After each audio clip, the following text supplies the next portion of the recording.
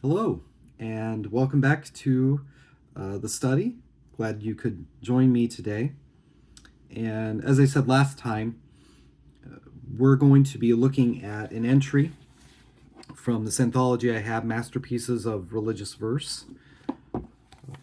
And my plan going forward is we're going to do 2 uploads a week, once probably on Monday and then again on Friday. So kind of at the beginning of the week and the end of the week. I think that kind of makes a nice bookend. And for the first upload, we're going to be looking at some novel, some story, some other piece of literature. And then we're going to be, for the second one, we're going to be in this anthology looking at poetry. And today, we're going to be looking at the 17th entry in this anthology, and it's entitled Reflections, and it's by Cyrus E. Albertson.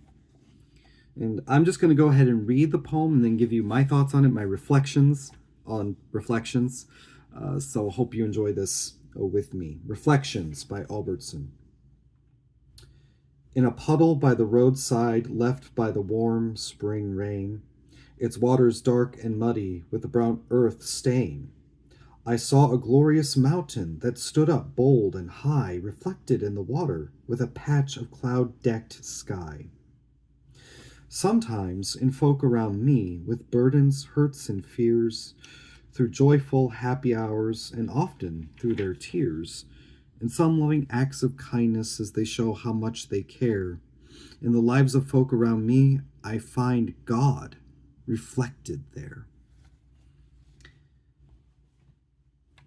And what I appreciate about this poem so much is this idea that even in the humble things, you can see God reflected.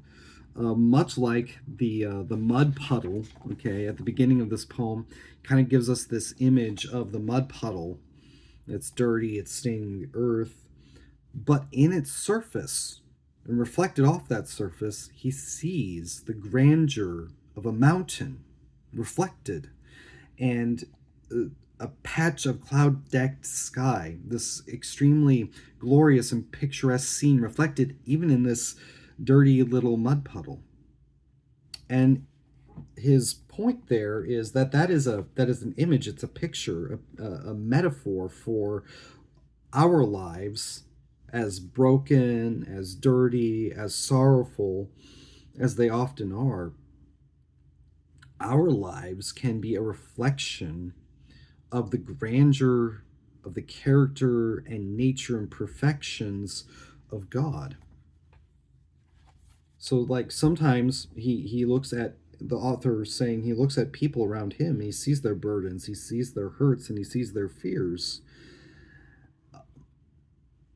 And there are joyful and happy hours, but he says often through their tears is when the acts of kindness come, and the love and the care and the compassion that people show to one another comes.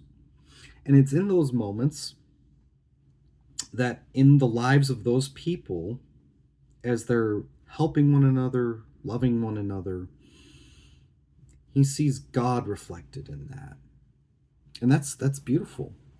That God's love and care and compassion can be reflected in our own lives, if we're willing to help and love and care for one another. And I think this is particularly important for Christians because as people, we are made in the image of God, and as Christians, we ought to be showing God's love, his care, his compassion for others in our own lives.